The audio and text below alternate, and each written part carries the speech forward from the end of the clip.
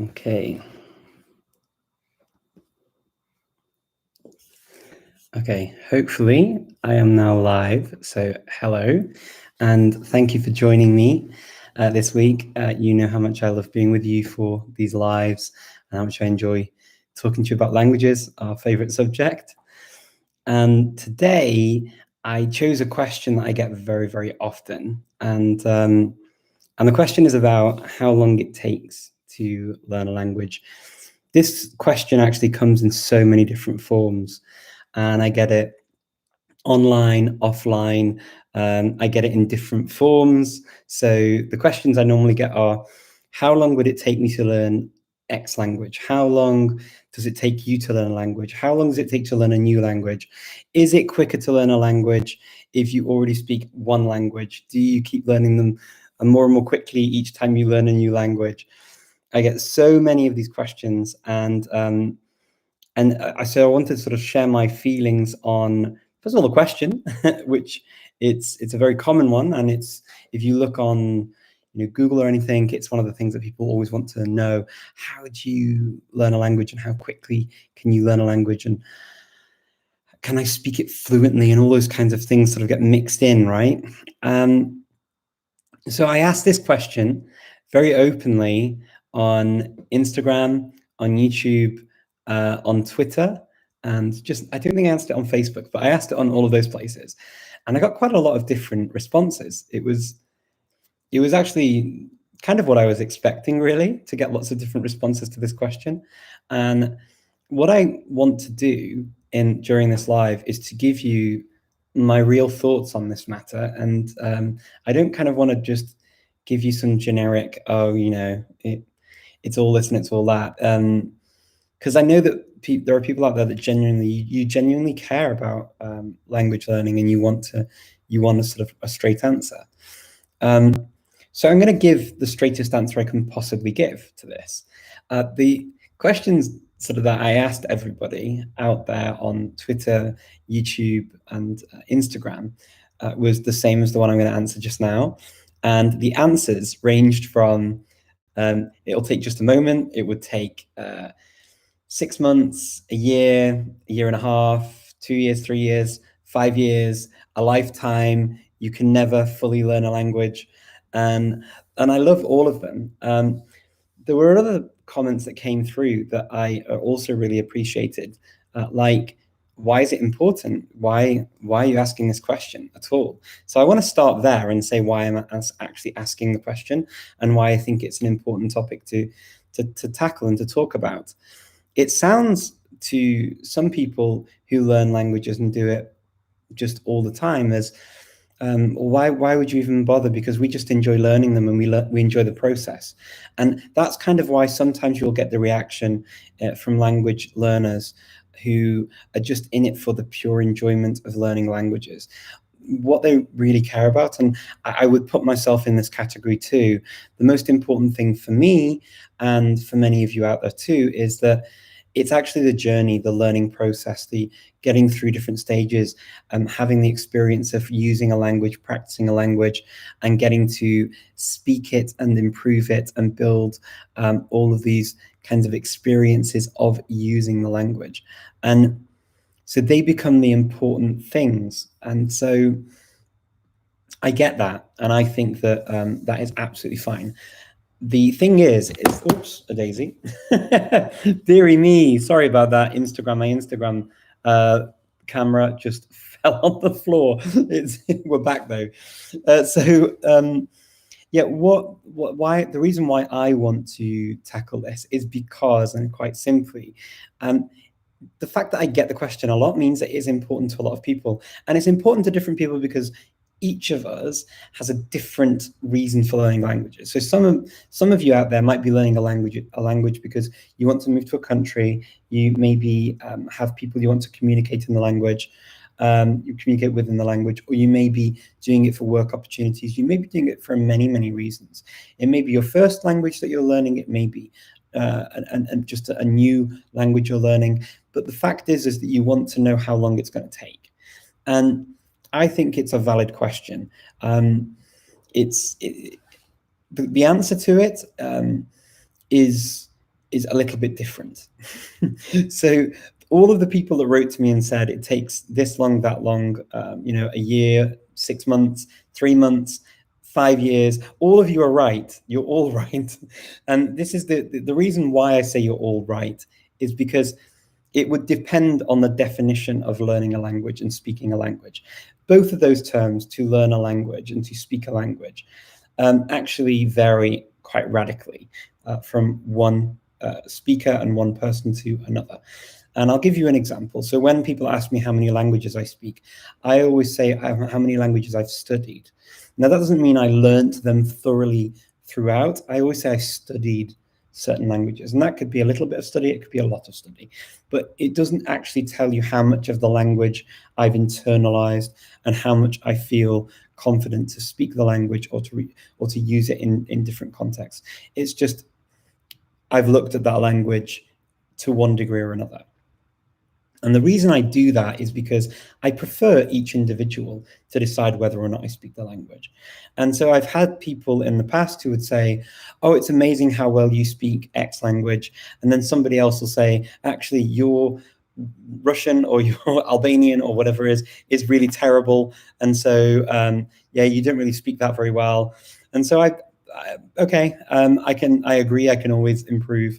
And so I kind of leave the decisions on speaking personally to other people. So the first thing I would say is depending on your own specific goals for the language and target for the language for study, and saying what you want to say is speaking, what you want to say is learning the language, will make have the biggest impact on time needed to learn the language to that level. Now, you can use the CEFR levels, the A1, A2, B1, B2, C1, C2 descriptions, which are easily found on Google. And you can go through and see what kind of things you want to be able to say or need to be able to say in the language. From my own point of view, I would say that you can communicate ideas for sure at A1 and A2 levels. A1 and A2 levels. At A2 level, depending on the languages you already speak, you may actually be able to converse in a more meaningful way than many people would like you to think. I often hear and read about B2 being this sort of benchmark.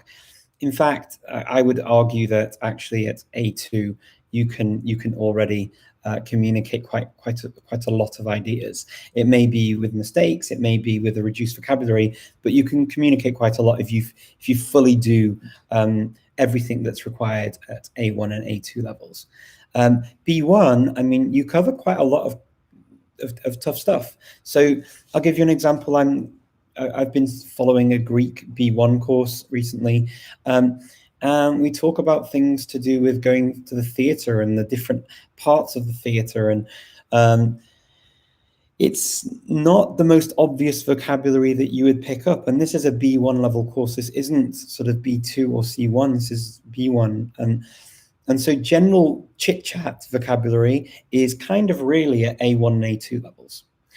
This is the sort of talking about yourself, talking about your situation, asking things, talking about your past deeds, what you're going to do in the future, and all that kind of stuff is all covered usually in A1 and A2 levels. So to set some context. Now, there were a couple of you out there that said to me, actually, it's not to do with the amount of time. It's not to do with months or years or weeks or whatever. It's actually to do with the amount of hours studied and the amount of time spent. And that's actually quite a key thing. So you could get somebody who studies Chinese, let's say they study Mandarin Chinese for 1 year, and they study on a class, they do 2 hours of contact hours a week with a teacher, and then maybe they study half an hour a day or an hour a day just doing their homework and revising what they're learning. Now, they'll make steady progress in Chinese, but there's a big difference between that and somebody who has had a program of intensive study paid for by work over the same amount of time a year, and then goes to lessons for 5, 6, 7 hours a day, and then also does homework on top of that. And so maybe does almost a full-time job worth of studying Chinese. There's also another difference if you do that and then you do it in China, where you're exposed to the language constantly. And so you're therefore potentially using the language and then the words and the vocabulary and the grammar that you're learning, you're using them actively on a daily basis. So there's a huge difference between those scenarios. So the first thing that I would always say to somebody who asks me about how long it takes to learn a language is, well, what are your goals and how long are you going to spend learning it? So what's your sort of time frame to meet the goals? How many hours can you put in? What's your situation like? And then I can start to analyze it. There is another thing that's really important when it comes to talking about how long you need to learn a language. And that's all to do with which language are you talking about and which languages do you already know. So for example, for me to talk to somebody from Brazil and they ask me about learning Finnish, and then somebody from Estonia asks me about learning Finnish and they speak Estonian, the Brazilian speaks Portuguese and English. Well, Estonian and Finnish are a lot more closely related, so the Estonian's going to have an easier job with very fluent Estonian or native level Estonian to learn Finnish, and vice versa. Finn trying to learn Estonian, they'll have an easier job picking up vocabulary, understanding the grammatical structures, etc., etc.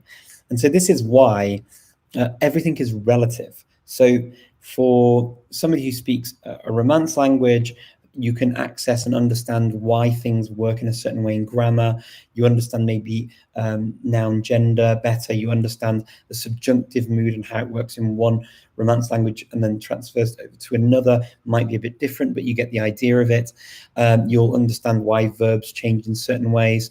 So there are certain shortcuts that you get when you have not a knowledge of one language or more languages that you don't get otherwise. So I had a comment saying, I went from speaking Spanish as a first language, knowing Italian, and a little bit of French, and then I studied Catalan, and within 6 weeks I was conversational.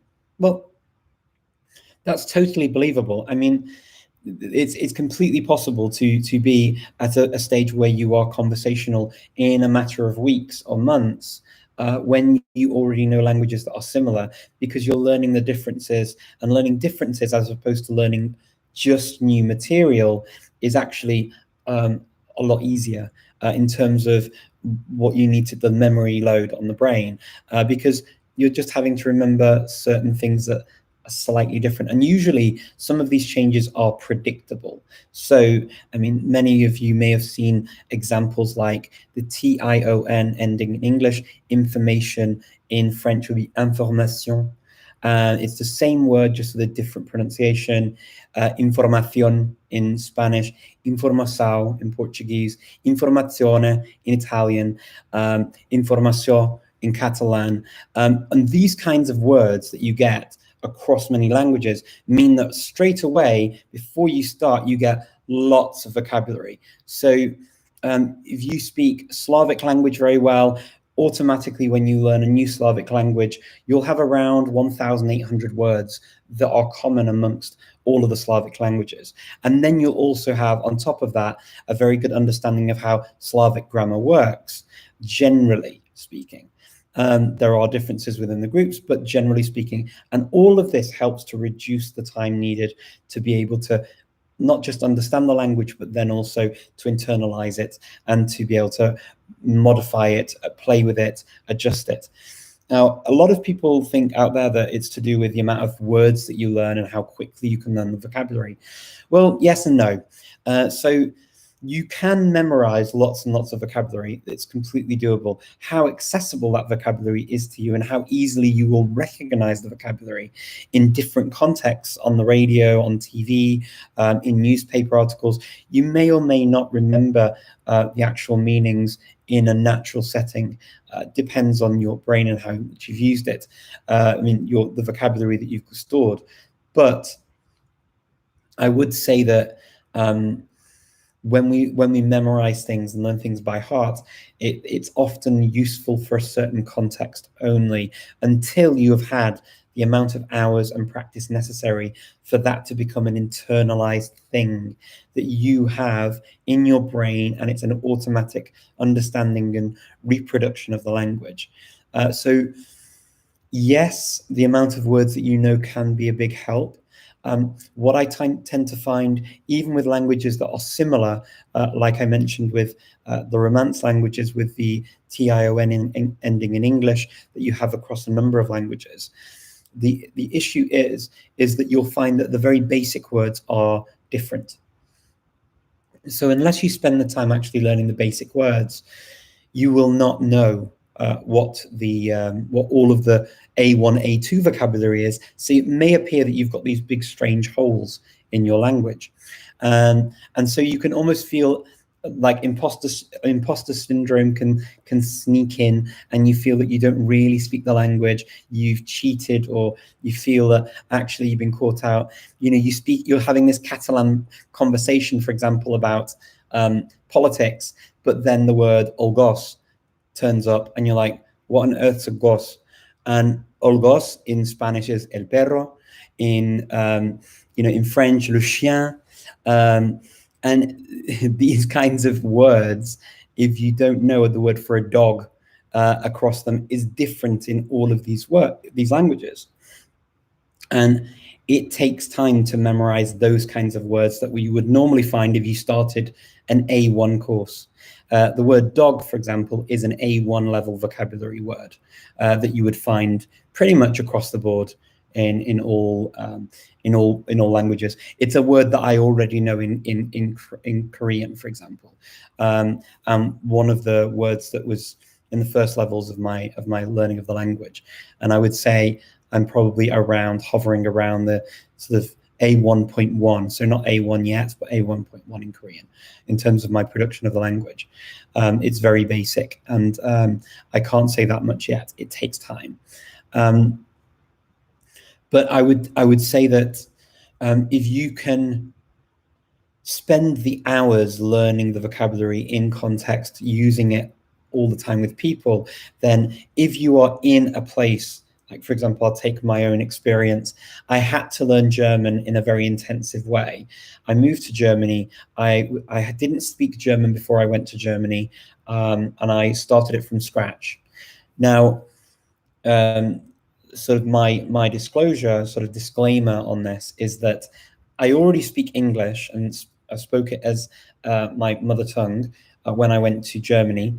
I also had studied Swedish and Old Icelandic, so I had three Germanic languages that I was familiar with before I went to Germany, and so when I arrived in Germany, I started studying vocabulary, looking at things that were different, looking for things that were the same, and getting into the grammar. But I was studying for about 8 hours a day, very intensively, over 3 months, and I was using it outside of my study time as well, constantly, to the point that my head would hurt with the amount of German I was consuming. I would watch TV only in German. All of my interactions were in German. I couldn't actually use any other language when I was there, and so if any of you have lived in a place like Germany where German is the dominant language, you just have German everywhere. I mean, all of the TV, all of the films, everything is dubbed into German, and so there isn't sort of at the time, the internet was not the internet we know today. I don't even think we had YouTube. I'm not sure we had YouTube at that point. I don't think so. We didn't have so many things that we have now. So 3 months to learn to communicate in German from the grounding in Germanic languages that I had was entirely possible. Now, were I to do just that from a non-German speaking country, may have been a very different result. Were I to have done that just for a month and then left Germany and not used it so much, that again would have yielded a very different result. The other thing that I found over a period of time is you can often learn a lot of vocabulary and a lot of a language over a period of time, but if it's not sustained, it doesn't necessarily always stick with you. Over a longer period means that you get more and more used to using the language, and it becomes more and more automatic. So with German, fortunately for me, that was the case. Now I've been learning Korean, which is a very different language to the ones I already speak. I have studied some Chinese and I have studied some Japanese. So Japanese grammatical structures help me to understand some of the ideas behind Korean. Some of the words from Chinese I see sort of in Korean as well, with the sort of version of Hanja, what would have been the Korean Chinese characters. And so I do see some words that I remember, but otherwise it's a very new language for me. And I started it in January. We're now June. I had probably 2 months where I had a break because of a lot of stuff going on. And I had to take a break. But when I got back to it now to this point, I would say that, yeah, I'm probably an A1.1. So basing it off my studies of Turkish that I took here again as a language from scratch, with Turkish, I already had Macedonian pretty well. I mean, I could speak it pretty well. And in Macedonian, we have around 6,000 or so Turkish words. So I had a lot of Turkish vocabulary from Macedonian and some grammar as well, because some Turkish grammar has impacted on the Macedonian language. So I understood some grammatical features that don't exist in other Indo-European languages. And even then, to get to A1 level in Turkish took me 70 hours of contact time with my teacher, and also 20 hours a week, roughly over 3 months of additional study and practice to get to an A1 level. So it's a fair amount of time to get to an A1 level, and I'm still probably not there yet with Korean. But with Korean, I probably don't do as much study as I did with Turkish. I study Korean every day. I do, so I have an italki lesson once a week. I have a course that I follow once a week. And then I have 3 or 4 days I meet on Clubhouse as well. And so probably a 5 or 6 hours of actually contact with other people learning or teaching the language to me, and then also on my own. So all of these things really come into play when I talk about how long it takes to learn a language. As you can see, it's not an easy question to answer, and as you also know, for me, it's the enjoyment of doing it, and I don't see it as a race. What I can tell you is that pretty much the people that I meet that learn a language very quickly and then don't really use it very much, the language fades away very quickly.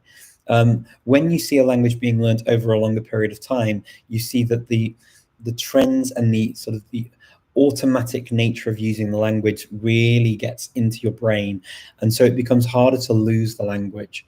So if you want to really learn a language, I think it's worth doing it in a sort of a measured way, and seeing how it goes. I mean, I always enjoy doing sort of short burst language projects for a month, 2 months, 3 months, 4 months, a year, or whatever.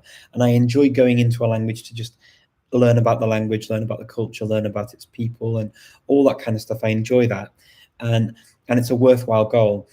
And what I think people mean when they say to me, how long does it take to learn a language or to learn to speak a language?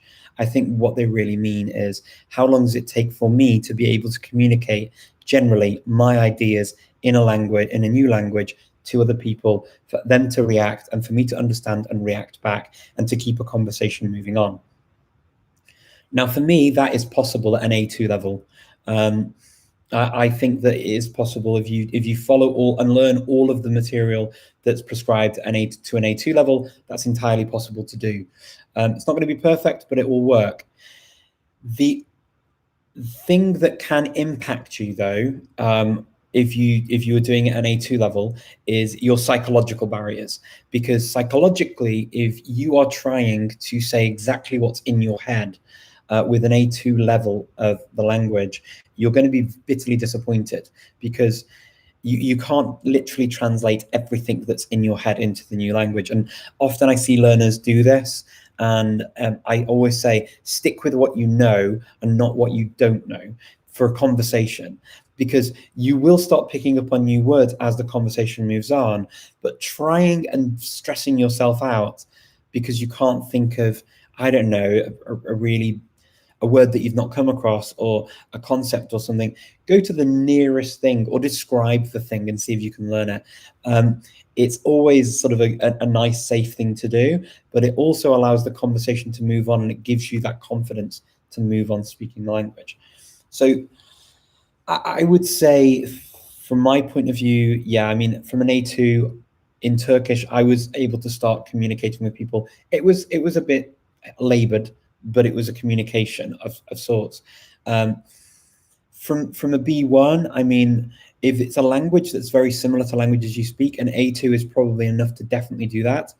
If you are talking about a very different language, it may be that you need more exposure to a lot more vocabulary. Like, it could be that you need to be a more sort of B1-ish level, which, if you follow B1 again and have the amount of vocabulary I've seen on my B1 courses, if you master that kind of level of vocabulary, a B1, you're going to be able to communicate quite nicely in the language.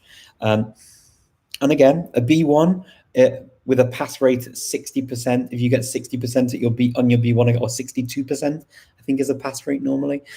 From a Turkish exam, it was at 62%. If you get 62% and just barely pass, of course, your ability to speak Turkish at a B1 level is there. But if you pass at 96% or 100%, of course, your level of Turkish as full B1 level is going to be a very, very different story, isn't it? I mean, this is the other thing to bear in mind when we talk about these levels of A1, A2, B1, B2, all of this kind of stuff. You have to remember also that there's like a 30 to 40 percentage gap between potentially one student and another who passes at the same level, and that's a huge difference, because that's almost half of the language and vocabulary that you met at that level missing. When you put it in those terms, it's a lot.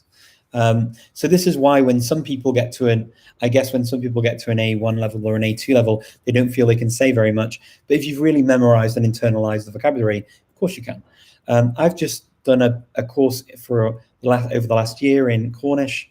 I studied it for what, 8 months or so, probably now 8-9 months. I've been studying Cornish, and I was just doing it once a week until about April. And then from April, I found some language exchange groups where we could actually practice, like conversation groups, where I could practice my Cornish. And I started doing that from about April-ish, and do that now twice a week as well.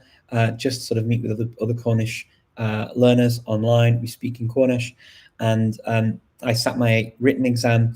And my Cornish is probably, if I compare it to where my Turkish was, around about an A1, A2-ish kind of. It's hard to give it an exact level, but I would say possibly A1, A2. And I say that because it's an approximation. It's not exactly on the CEFR levels, but with that level of Cornish, I can talk about quite a few things and take part in a conversation of sorts with other Cornish speakers. And this is the first level of the language. This is grade 1. So you can, if you want, you can learn a language relatively quickly, if you are then continuing to use it and you put in the hours. But it is the amount of hours, the amount of practice, the amount of time you put in, and not the amount of months, weeks, years that you do it. It really is to do with the quality and quantity of your study and your exposure to the language and how much you practice and use it. That's kind of where I sit on this.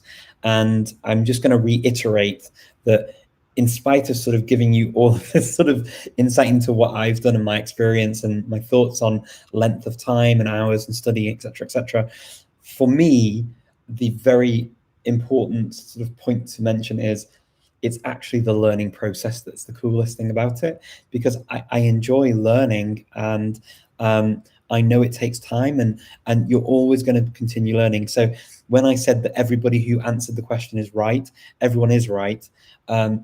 It's a valid question for anyone who's got that question of how long it takes. It's a very valid question because you want to know what you're letting yourself in for. So yeah, ask the question. It's fine. For those of you who say it takes 1 year, 2 years, 3 years, 5 years, a lifetime, you're all right. You never stop learning. I mean, I'm still learning words in English, believe it or not.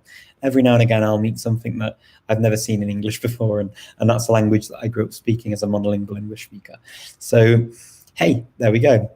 And now, thank you all so much for all of your questions. I hope you found my answer to this useful. First time watching me. Thank you. Experimenting me on YouTube. Thank you. First time watching. Många hälsningar från Sverige. Tack så mycket. Timothy Douglas, sunt curios dacă am învățat limba română. Da, am învățat limba română la Chișinău, la Moldova. Era facil. Facil. Era facil pentru mine, învățat pentru viața mea la Chișinău, dar nu vorbesc foarte bine acum pentru că nu am amici români aici, la Macedonia, și nu am timp să vorbesc, să învăț limba română la casă. Am impresia că nu este mult foarte popular în comunitate. Nu este foarte popular. Ok, nu știu. Sunt răzător, nu vorbesc bine. Pentru mine eu nu vorbesc bine acum. Dar yeah, I mean, it's a cool language, Romanian. It's a long time. Let's see. It's great to see you talking. It'd be easy if you learn. How easy would it be to learn Slovenian for an English French speaker? So Slovene is quite different. So it would take time. The difficulties are that it's from French and English only. If you're learning Slovene, you've got a whole case system to get used to, which is 7 cases. You have the dual to get used to in Slovene, which is difficult for other Slavic speakers to get used to as well. Then you also have the sort of irregular stress patterns. Sorry for Slovenian speakers, but that's a bit of a nightmare with your language. And then the fact that the Slovene actually, the language you learn in books is not the language people actually speak on the streets. In Slovenia, they have many different dialects, and the one that's taught to foreigners is not actually the language that's spoken and used by the people. It's a standardized version of the language. And that also makes things a little bit more complicated.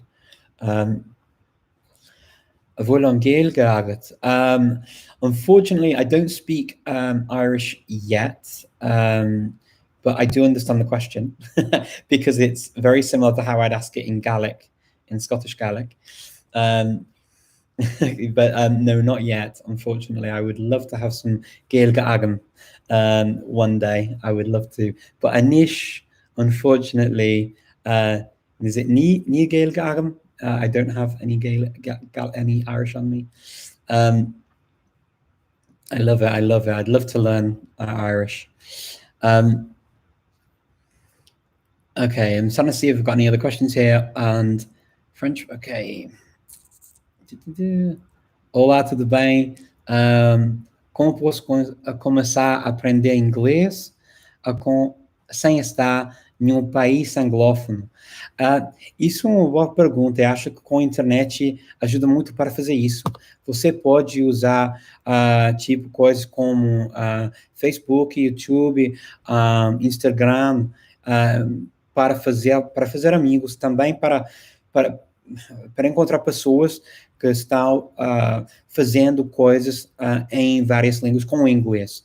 Há muitas pessoas que querem ajudar a gente para aprender melhor inglês. Então, acho que isso é uma boa ideia. Também, se você já já sabe algo de inglês, você pode também ver um truque, um vídeo, um curso que se chama Extra, uma Extra com AT, IXTR AT, a AT de uma direção de e-mail, não é? Então, isso é uma coisa no YouTube, você pode ver, com tipo Friends, tipo amigos, da série americana, que era, e uma coisa muito legal com subtítulos em inglês também, e você pode aprender assim, vai ajudar um pouco para ter mais contato com a língua, mas também há várias coisas que você pode usar. Também Clubhouse ajuda muito para aprender, para facilitar a comunicação com várias pessoas em vários níveis também de uma língua. Então, isso também pode ser uma boa ideia para você. Hi, Richard. Greetings from Russia. You're right, it would depend on the language and the language learner's goals. Exactly. Thank you for that, Silent Polyglot. Yeah, thank you. I appreciate you agreeing with me on this. Let me see.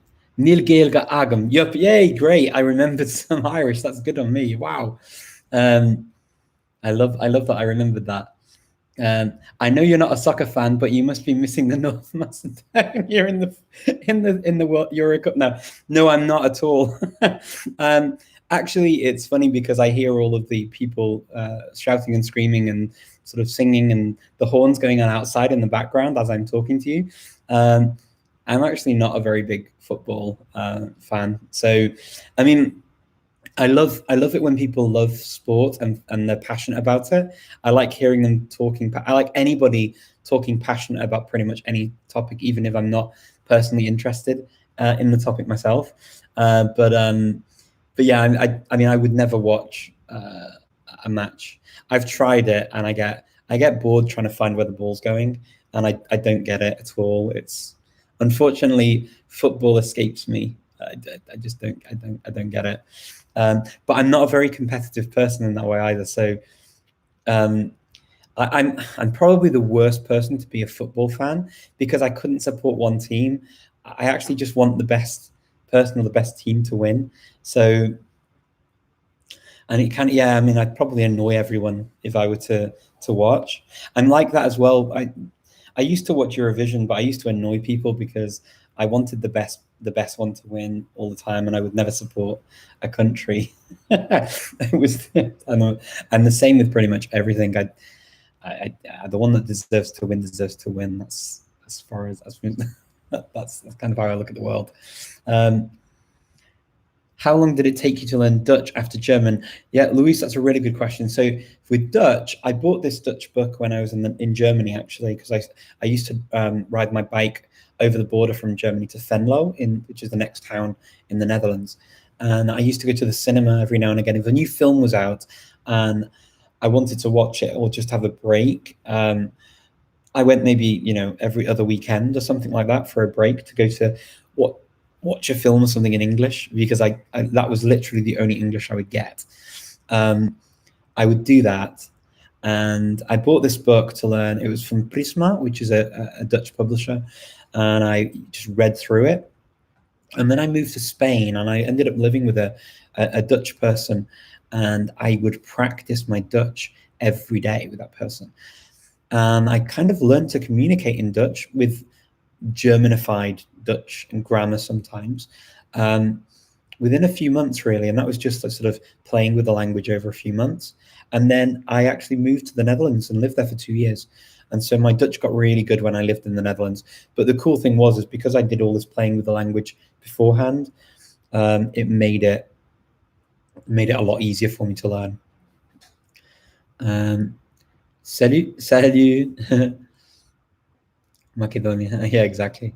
If the team from the most populated country was more people are happy, exactly. Well, I really, yeah, I'm terrible. Regarding Eurovision, please announce the points for the UK next year as the as the anecdote from Fernanda Holden appearances. Yeah, it was the antidote for yeah, that was a bit embarrassing with Amanda Holden, unfortunately. I actually quite like her normally, and so I wouldn't. I'm not gonna diss her at all. But yeah, I mean,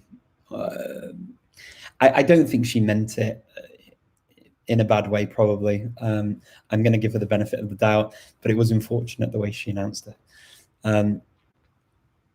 Okay, let me just have a check to see if I've got any other questions here. I'd be interested to know what you use to help you learn a language first. Movies, radio, books in that language. So that's a good question. Depends on the language. So if the language is similar to languages that I already speak, then I could watch a film, or I could read a book, or I could do things like that as well, in addition to studying the language, in addition to practicing the language, of course. So at the moment, I'm studying one of the languages that I'm looking at is Haitian Creole, and obviously with a background in French, that helps to access a lot of stuff. Haitian Creole is actually quite different in a lot of ways, and if you hear songs in Haitian Creole and you just speak French, I would challenge you to say that you understand what's going on. Also, there are a lot of layers in Haitian Creole, and also the pronunciation's not as obvious when you see it written on a page as what you think it would be. Once you learn the pronunciation rules, it becomes quite predictable, unlike French. But there are also things with the definite article that I've seen so far that are very different to French, how that works. It's way more involved in terms of sort of the rules and the sounds that you put together in Haitian Creole.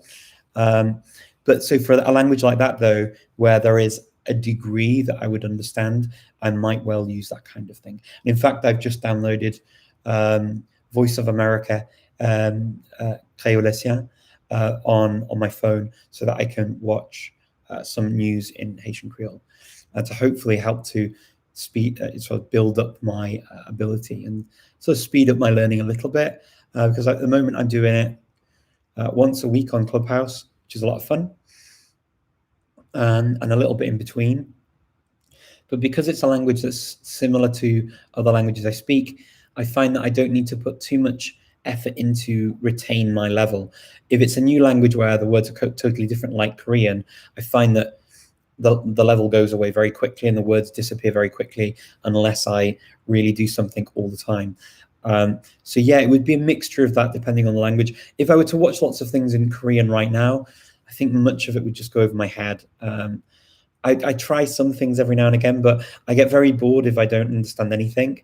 And I try and listen to it for a while, but there's only so much I can do of that. If it's a language I can make out, then I don't mind doing it, and I will even watch for a long time. So like I will watch Luxembourgish TV for hours and hours and hours, like news or whatever, and I just find it super interesting to see where the Germanic words and French words overlap in Luxembourgish. And so, yeah, it depends on the language. Okay, I want to learn the basics of Spanish deeply, but I don't know what to focus on. Okay, do you think that you should use a course book? Absolutely. I think course books are good for explaining the grammar.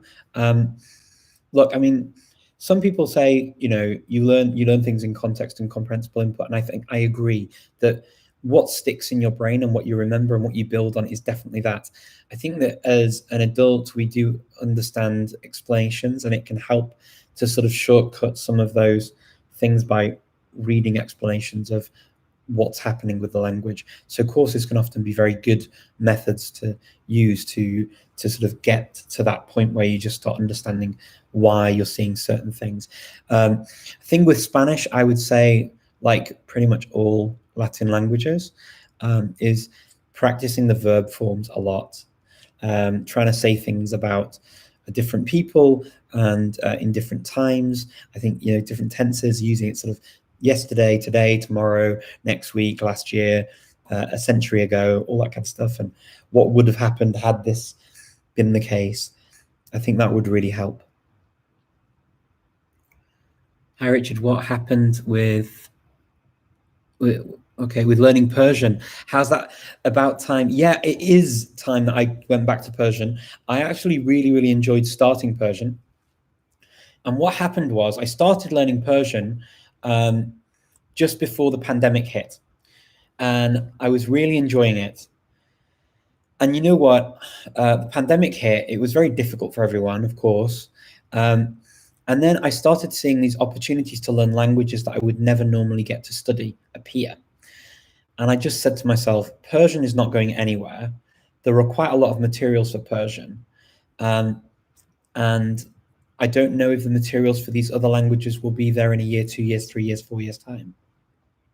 So I decided to put Persian on hold and go to languages that I wouldn't normally get to experience. So the first one was North Sami, then Scots, then Cornish and Scottish Gaelic, and then I had a look at Mayan, and I also looked at, what else did I do? Oh, Kristang, which is a Creole from Malaysia, Singapore, which is kind of Portuguese and Malay, and I think that was a really worthwhile use of my time for the year, because what it did for me personally was help me to explore a lot of topics that we've been discussing at the Polyglot Conference, and things that are really dear to me, and at the language event as well, talking about sort of indigenous languages, endangered languages, and vulnerable languages. And for me, there's something quite special about getting into those and having that exposure to groups and communities because of the pandemic that I wouldn't have normally had exposure to.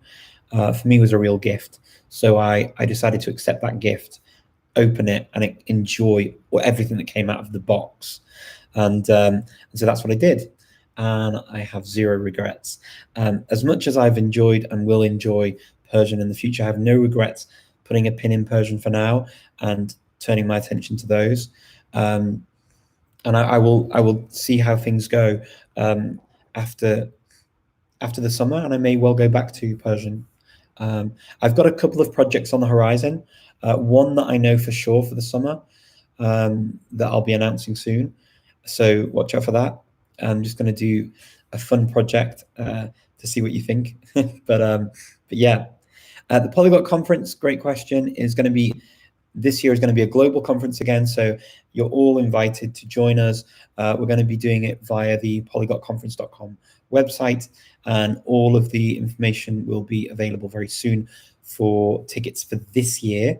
At the moment, you can still get tickets for the 2020 year and meet with people on the forum, get involved in the live discussions that they arrange still in the live environment that you need a ticket for to do that from last year. All I can say right now is it's going to be a donation-based thing, so I'm not going to exclude anyone. I want as many of you there as possible who want to take part. For me, it's about the love of language and not about who can take part and who can't, for whatever reason. So the one thing I would say, if you're listening and you would like to talk, if you've got something interesting to say, you want to share your language or languages with us or with the community, please do fill out the form to speak this year. It would be really cool to hear from you. Also, there'll be opportunities to do language exchanges and language chats and language practices throughout the 10 days that we're together in October. Let's see. Where do I go to find out what level I'm currently at? Depends on the language, and it depends what you mean. So there are certain institutions that will test your language for, say, there's the Alliance Française or Institut Français for French. There's the Instituto Cervantes for Spanish. There's, I think, Camões for Portuguese. There is the Pushkin Center for Russian. There is Yunus Emre for Turkish. There's the, I think it's called the Aristotle University of Thessaloniki for Greek, and you can actually sit the Greek exams. There are courses for many languages and exams and levels for many languages. You'd need to go to one of the centers. Some of the more more studied languages will have centers in different countries. So it depends where you are and how you want to do it. But yeah, you can do that. Is there any online? I'm not sure if there are any online. If you're from the US, yeah, there should be. I mean, there definitely should be some of the bigger institutions should be in the US to be able to do that. But it's worth contacting. I mean, a Google search for the language name and then A1, A2, whatever might help, but it may not. Depends on the language. Might get a lot of adverts for courses and books, unfortunately. But there are things out there. If you want to write a message to me and tell me which language it is, I'll see if I can find out for you. Okay. Let me see. Okay. ¿Tiene consejo para ayudarme con el acento de francés? Eso sí que es una pregunta bastante grande. Depende de tu francés, de verdad, y depende de lo que quieras hacer con el francés. Es un poco difícil. Hablo nativo de... como nativo de inglés. Pero me estás escribiendo en español. Vaya. Pues depende de lo que quieres hacer. Para los anglófonos, tienen que tener problemas con U, por ejemplo. Y los hispanoparlantes a lo mejor también, porque solo tenéis uno en español.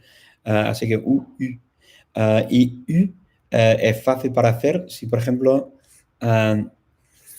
se puede utilizar algo entre los labios así, haciendo un hueco súper pequeño e intentando decir I. U. Y si dice I en tu cabeza y haces así con la boca, U. Sale un U francés perfecto. Te va a ayudar un poco con el francés, no sé. dime qué opinas. A ver, otra cosa, eso sí, como anglófono lo vas a saber también, porque en inglés también tenemos más también.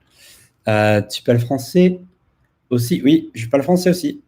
Oui, c'est la première langue. Hein. En fait, quand je parlais anglais, français, quand j'avais à peu près 5 ans, quoi. Donc, je l'ai appris comme ça. Окей. Я помню институт русского языка, и я это, Пушкина, да. Это центр Пушкина в Москве. И тоже есть и в Мадриде. Я знаю, что в Мадриде есть. Но я не знаю, в Штатах, в принципе, надо быть тоже там. Но я 100% не знаю. Could you tell me where it's possible to have an online Cornish lessons? Yeah, I can actually. I wrote a blog post about it. If you go to speakingfluently.com, I've written an entire blog post with all of my resources for Cornish. Feel free to go there, check it out. There's loads of links, how to learn, including places to go to learn Cornish. My big dream when I speak English is writing in English. I want to learn German, Russian. That's cool. I love it. Ok. Ainda posso aprender outros idiomas. Sim, eu quero aprender mais, por que não? Eu gosto muito das línguas. Isso é uma coisa que eu gosto muito na minha vida. Então, para mim, aprender mais línguas é uma coisa natural. My friend, you speak French. Like, that's very kind of you. Thank you. Merci, c'est très gentil. Okay. Do you recommend Anki for vocabulary? If it works for you, Anki can work for it works for a lot of people. Personally, I find something like that a little bit out of context and a bit disconnected from the language that I use. It can be useful, but it also can end up being a sort of you get good at Anki, if you know what I mean. You get good at remembering the words that are in Anki, but do you use them in context? And can you recognize them in context? That's where you want to end up with a language. It's great to learn lists of vocabulary sometimes, particularly if you're really passionate about a certain type of vocabulary. Like for me, it was always birds. I always wanted to know birds in different languages. So I learned all of these birds, and then unfortunately, I learned them in Macedonian, and no one knows what I'm talking about because no one knows the different types of birds in the Balkans. It's crazy. I mean, there are going to be some people, don't get me wrong, but nobody. I'm talking in very general terms here. But yeah, I mean, it's not as well known as it is in sort of the English that I grew up speaking. We know lots of birds. Okay, let me see if I can spot any more questions.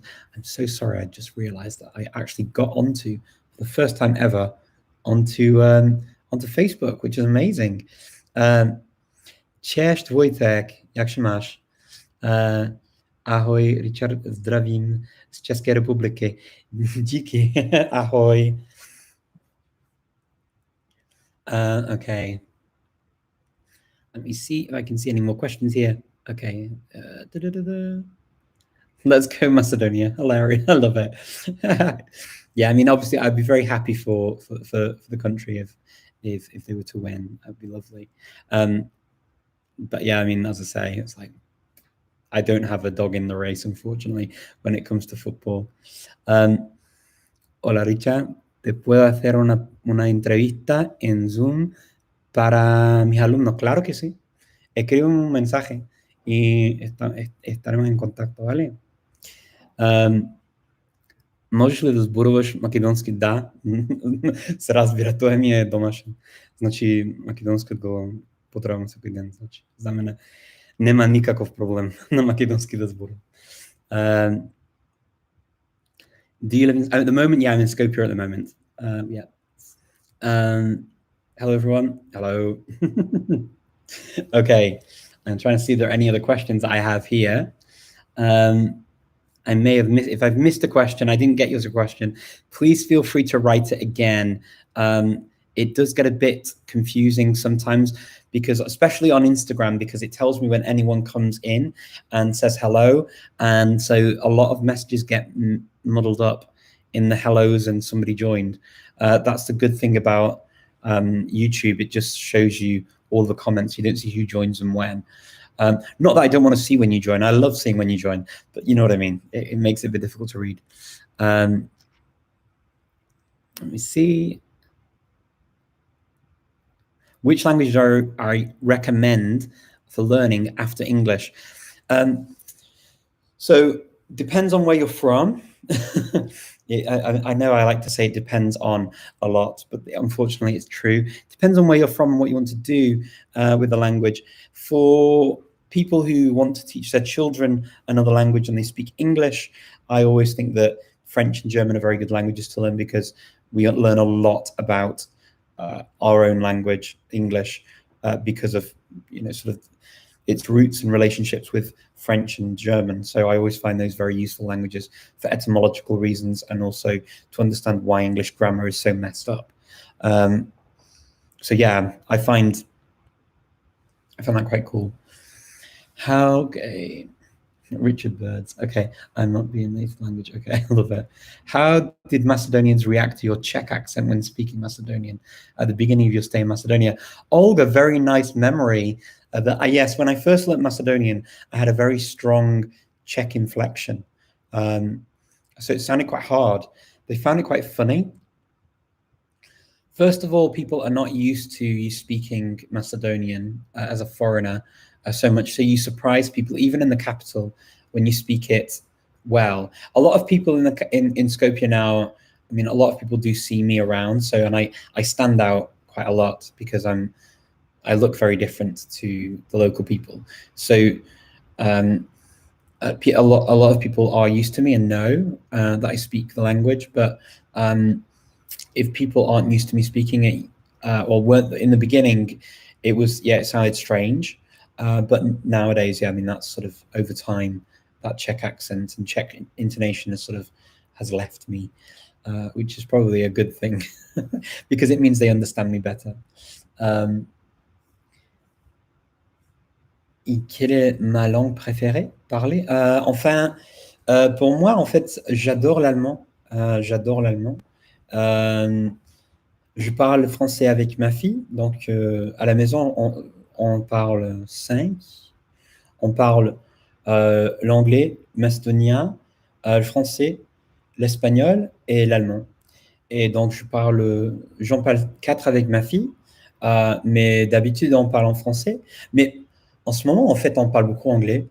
Mais oui, on parle les 2 langues. En fait, je fais les devoirs avec elle de temps en temps en anglais, mais elle fait toute seule maintenant, très, très souvent. Et on parle en espagnol et en allemand. Donc, on fait tout ça. Mais oui, je dirais que c'est l'allemand pour moi, ma langue préférée. J'adore l'allemand. Let me see. Toronto classroom courses of 8 to 15 people, except in COVID time. Wow. Okay. Greetings from Peru. Hello, back to you in Peru from Skopje. I wanted to ask if you have some recommendations to learn English and French, please. There are so many things for learning English and French. It's very difficult to give an exact recommendation. I actually really like using social media to find things that appeal to me. So I would say that I wrote this blog post on learning Korean, and I know it's not French or English, but the principles are actually the same for any language, and that would be to find people to follow on YouTube, Instagram, Twitter, Facebook, TikTok, and Clubhouse. You can join clubs and practice languages. I think pretty good places to start, to be honest with you. I really like that idea. You sound really Swedish when you speak Macedonian. I like it. Est-ce que ta femme aussi polyglotte? Oui, elle en parle en fait. Elle parle. Elle a fait des études de langue et littérature. Elle parle bien sûr le macédonien, l'anglais, l'espagnol, serbe, bulgare et le croate, serbe, tout ça. Donc, elle en parle 5, oui. Mais ça, c'est normal ici, en Macédoine. Mais elle fait bien, en fait. Elle fait bien. Il y a pas mal de gens ici qui parlent plusieurs langues. My mother's tongue is Spanish. A Chinese speaker, it may take a way longer. Yeah, it would. Absolutely. Oh, I really can't stop smiling. I've seen a ton of talents. Okay, well, to switch languages with such ease, you're probably desensitized to it. Yeah, it's funny you say that, because switching languages is something that I've trained over a long period of time, and I'm used to doing it. So 5 languages at home for. Yeah, I mean, now my daughter's nearly 14, so it's a long time to be speaking 5 languages at home. And yeah, and I used to do it at work. So I used, for my working life, between 8 and 14, I think was the maximum languages per day. So I used a lot of languages. Let's see. How did you learn how to call? Oh, the R in Spanish, the R. That R is actually not so bad for me, because my heritage is English and Welsh, and so we can roll our R's a bit more easily. And also, I used to always imitate accents. So one of the accents that I can imitate to a degree is a Scottish accent in English, and again, it's a R, it's a rolled R, so it helped. Okay. Вы говорите о всех славянских языках? Всех нет, но я думаю, что сейчас это может быть 7 языков, славянских языков, но в принципе сейчас я могу говорить, я знаю русский нормально, конечно, чешский, польский, сербский, хорватский, македонский, болгарский. И тоже я изучал и словацкий, и словенецкий. Но, в принципе, сейчас это было очень трудно для меня говорить без проблем по-словенски и по-словачки. Было очень трудно, потому что оно очень похоже с других языков, которые я говорю лучше.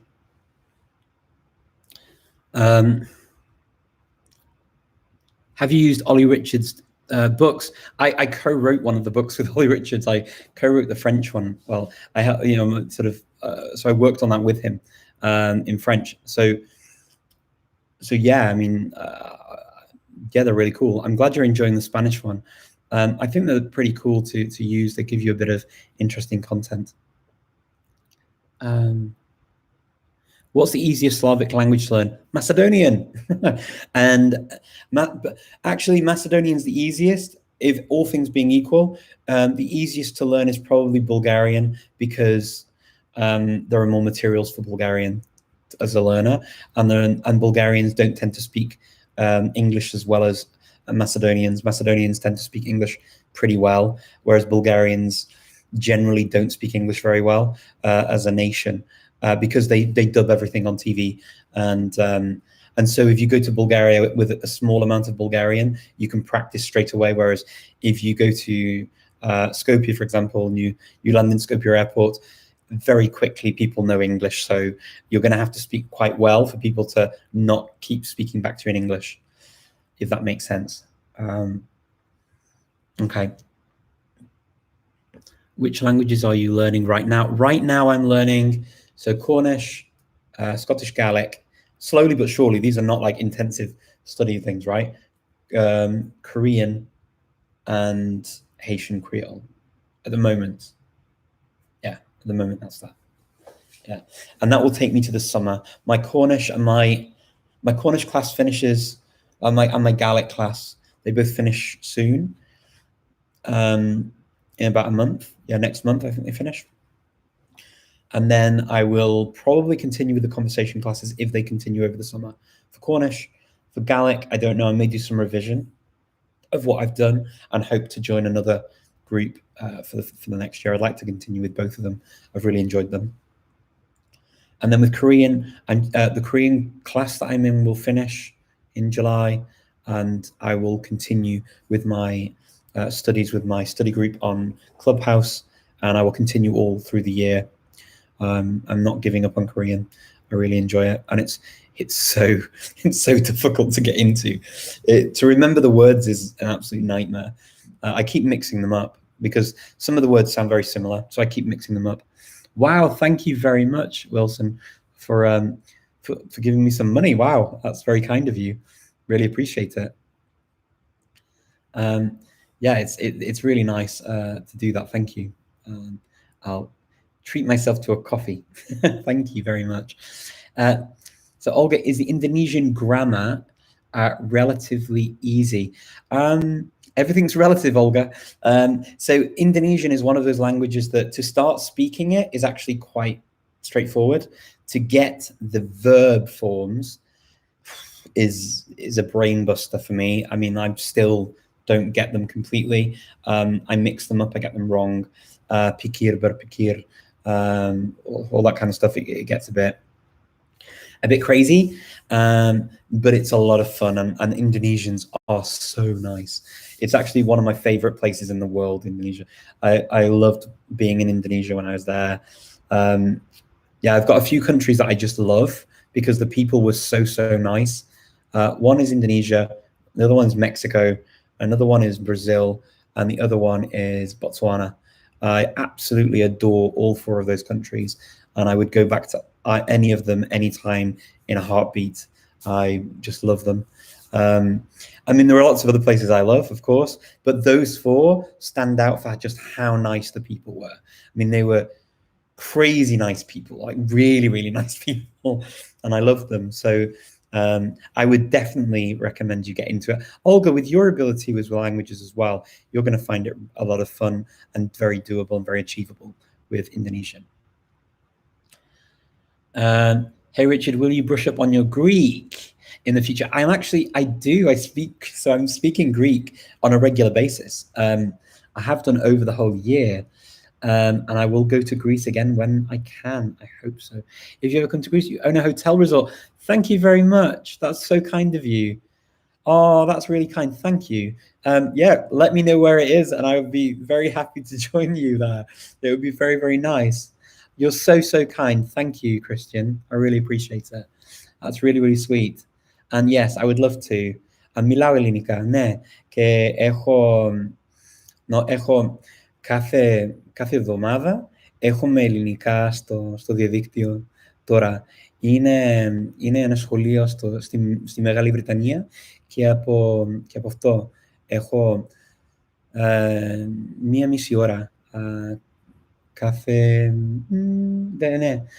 Είναι το Β1 αυτό το επίπεδο και μιλάω κοσταετό και μιλάω και ελληνικά.